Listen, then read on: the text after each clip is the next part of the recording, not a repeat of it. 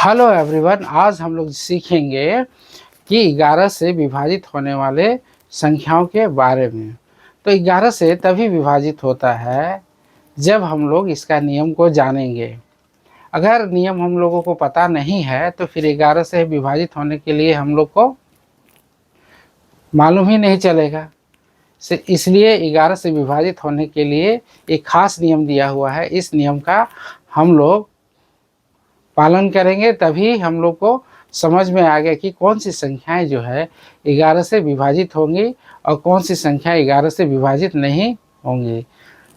तो 11 से विभाजित होने के लिए सबसे पहले हम लोग संख्याओं को देखेंगे कि संख्याएं क्या दी हुई है। उन संख्याओं को हम लोग देख के पता लगाएंगे कि वे संख्याएं इस नियम का पालन करती है या नहीं करती है जो 11 से विभाजित होगी। तो इस नियम को जानने के लिए सबसे पहले हम लोग क्या करेंगे, नियम को जानेंगे। नियम तभी जान पाएंगे जब हम लोग इस नियम को समझ के बनाएंगे, तभी हम लोग इस प्रकार के प्रश्नों का हम लोग उत्तर आसानी से दे पाएंगे। तो 11 से विभाजित होने के लिए सबसे पहले हम लोग क्या करेंगे कि इस नियम के लिए हम लोग को कौन सा नियम दिया हुआ रहता है उस नियम को जानेंगे। तो आइए देखते हैं कि उस नियम को कैसे हम लोग समझेंगे। तो 11 से विभाज्य का नियम।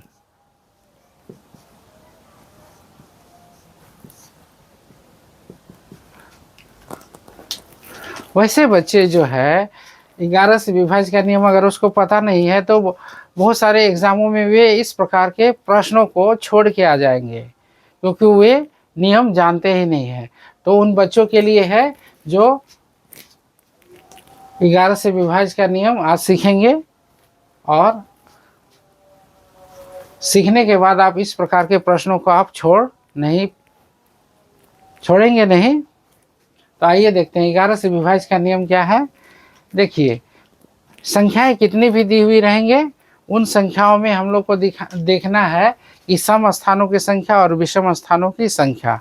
तो देखते हैं 11 से विभाज्य का नियम। तो क्या लिखेंगे हम लोग यहाँ पे, सम स्थानों की संख्याओं का योग।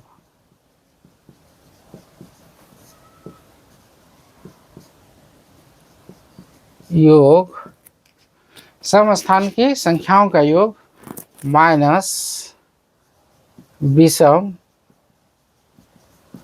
स्थानों की संख्याओं का योग। तो यहाँ पे हम लोग देख रहे हैं कि सम स्थान की संख्याओं का योग माइनस विषम स्थानों की संख्याओं का योग, मतलब सम स्थान की संख्याओं का योग और विषम स्थान की संख्याओं का अंतर अगर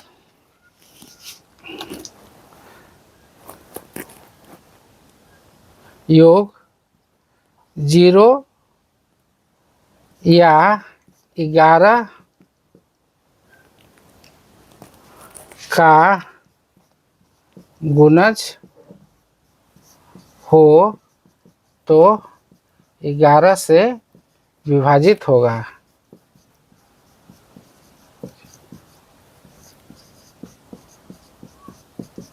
तो यही है हमारा नियम।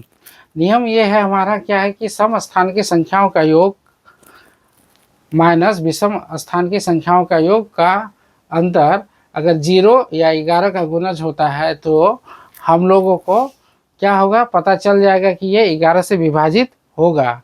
अगर 0 या 11 का गुणज नहीं आता है, दोनों का अंतर सम स्थान की संख्याओं का अंतर माइनस विषम स्थान की संख्याओं का अंतर, अगर उसका अंतर अगर 0 या 11 का गुणज नहीं आता है तो हम लोग को पता चल जाएगा कि ये संख्याएं जो है 11 से विभाजित होगी या नहीं होगी।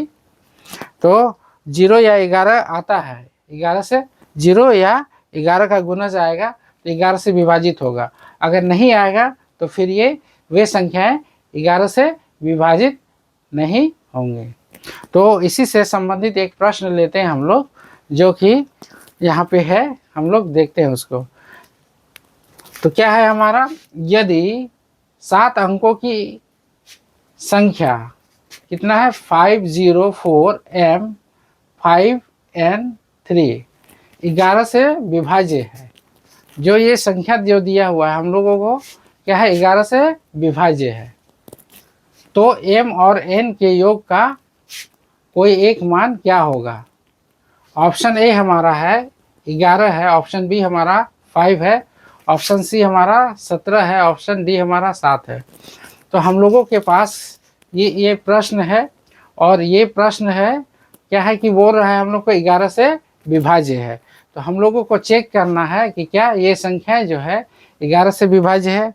तो सबसे पहले हम लोग क्या लिखेंगे कि यहाँ पे पहले प्रश्न को लिख लेते हैं हम लोग को 504M5N3 है। तो यहाँ पे देखते हैं कि विषम स्थान ये है, ये है, ये है और ये है,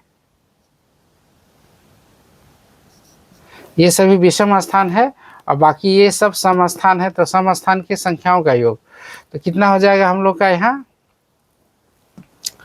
n हो जाएगा प्लस, या इधर से भी ले सकते हैं, इधर से भी ले सकते हैं, आप किधर से भी इसको ले सकते हैं। तो 5n हो गया यहाँ, फिर m हो जाएगा, फिर यहाँ प्लस 0 हो जाएगा। तो इस प्रकार ये समस्थान की संख्याओं का योग हो गया। या इधर से भी बहुत कोई लिखेंगे इसको तो कोई फर्क नहीं पड़ता है, ऐसे लिखेंगे 0m प्लस n, ऐसे भी लिख सकते हैं आप लोग।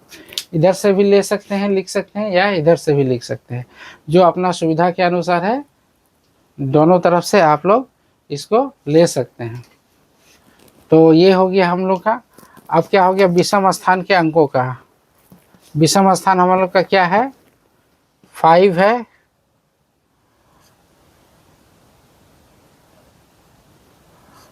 है, फिर हम लोग का क्या हो जाएगा, ये 4 है, फिर क्या हो जाएगा, फिर 5 है, फिर 3 है। तो इस प्रकार हम लोग देख रहे हैं इसको कि यहाँ पे क्या आया हम लोग का, m प्लस n इक्वल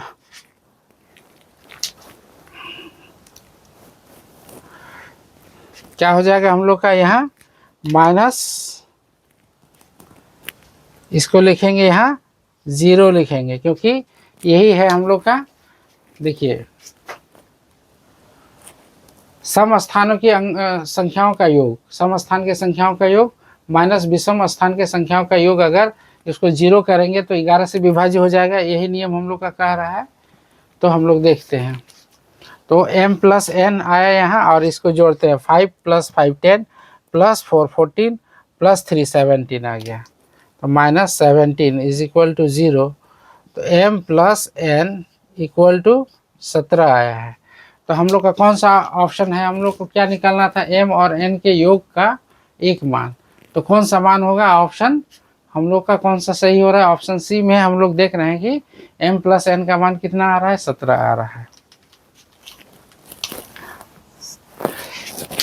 तो इस प्रकार से आज हम लोग सीखे हैं कि 11 से विभाजित होने वाली संख्याओं का बारे में, कि 11 से तभी विभाजित होगा जब संख्याओं का योग, मतलब सम स्थान के संख्याओं का योग माइनस विषम स्थान के संख्याओं का योग का अंतर 0 या 11 का गुणज होगा, तभी हम लोग को 11 से विभाजित होगा।